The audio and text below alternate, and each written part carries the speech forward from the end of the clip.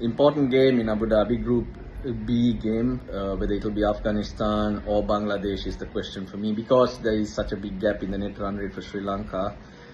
70 runs. So I would be very surprised if Sri Lanka do not go through. ஆனால் எனக்கு இந்த மேட்ச்சில் பார்க்க விரும்புகிறேன் ஸ்ரீலங்கா அணியோட இன்டென்ட் அண்ட் கன்சிஸ்டன்சி ஒரு ஹை லெவலில் இருக்கிறது. பேசிக்ஸை ஹை ஸ்டாண்டர்டில் எக்ஸிக்யூட் பண்ணுறது தான் ரொம்ப முக்கியம்.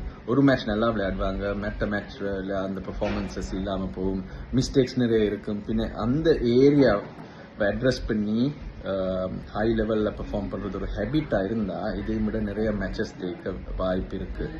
இந்த ஏஷியா கப்பில் பெரிய சேலஞ்ச் இருக்கிறது இப்போதைக்கு இந்தியா அணிகிட்ட இருந்து தான். சூப்பர் 4ல் அவங்களோட ஆடி ஃபைனலுக்கு போக வாய்ப்பு இருந்தால் நல்லா இருக்கும்னு நான் யோசிக்கிறேன். ஆனால் இந்த மேட்ச்சில் அந்த பேசிக்ஸ் இன்டென்ட்